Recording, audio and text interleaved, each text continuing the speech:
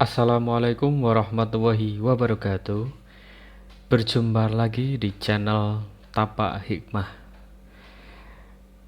Berkunjung ke ibu kota Jawa Tengah tak lengkap jika tak mengenal tokoh pendiri kota Atlas ini, Ki Ageng Pandanaran. Beliau merupakan tokoh penyebar agama Islam sekaligus menjadi bupati pertama di Semarang. Ki Ageng Pandanaran merupakan cucu dari Pangeran Suryo Panembahan Sabrang Lor atau Sultan kedua Kasultanan Demak, putra dari Maulana Ibnu Abdul Salam atau Pangeran Madyo Pandan. Awal perjuangan beliau sebagai penyiar agama Islam ketika diutus Sunan Kalijaga dakwah di area Semarang yang dulunya masih berupa alas serta karang pinggir pantai. Beliau berhasil mengislamkan sejumlah penduduk yang dulu masih memeluk agama Hindu, termasuk istrinya bernama Endang Senjanila, putri dari pendeta Pragota. Penamaan kota Semarang berasal dari ujaran beliau ketika dakwah di daerah Bubakan, berawal ketika beliau melihat pohon asam yang tumbuh jarang namun subur. Keanehan pohon asam yang tumbuhnya jarang tersebut diberikan nama Semarang.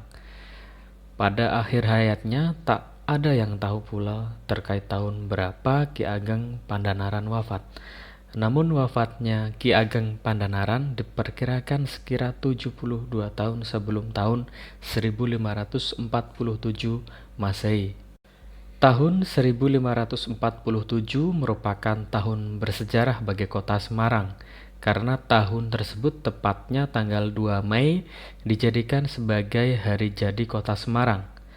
Tanggal tersebut diambil dari pengangkatan Ki Ageng Pandanaran II atau Sunan Tembayat sebagai Bupati Semarang kedua setelah Ki Ageng Pandanaran selaku ayahnya. Lokasi makam Ki Ageng Pandanaran hanya beberapa menit untuk sampai ke area makam jika ditempuh dari tengah kota Semarang, tepatnya Simpang 5. Dari Simpang 5 Anda cukup menuju Jalan Pandanaran yang berada di sebelah barat. Penamaan Jalan Pandanaran dilandasi dari tokoh pendiri Semarang serta pemimpin pertamanya, yakni Ki Ageng Pandanaran.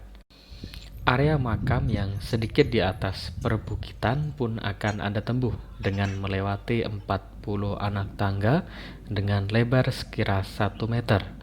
Setelahnya, di sana ada 3 gapura warna hijau silih berganti menyambut kedatangan para peziarah dengan sebuah tulisan memakai aksara Jawa pada gapura kedua dan ketiga.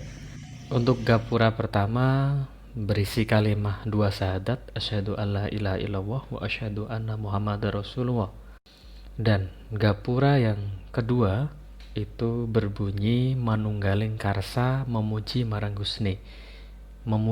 Gusti, memiliki petuah ketika sesuatu yang diinginkan dan diharapkan dapat menyatu bersama penyembahan umat muslim, yakni Allah Subhanahu wa taala, semuanya akan berjalan dengan baik.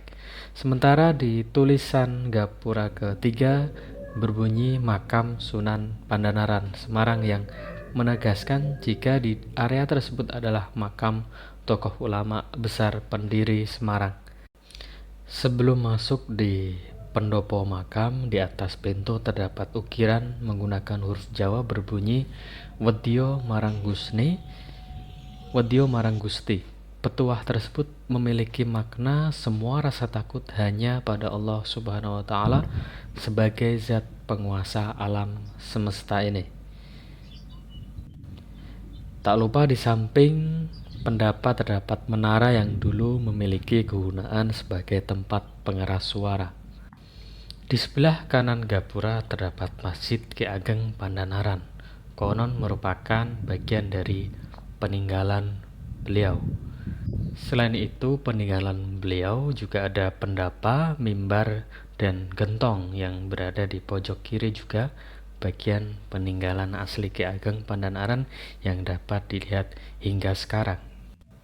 Ketika masuk di makam beliau berada di tengah-tengah. Di sebelah kiri terdapat makam istrinya bernama Nyi Ageng Pandanaran atau Endang Senjanila.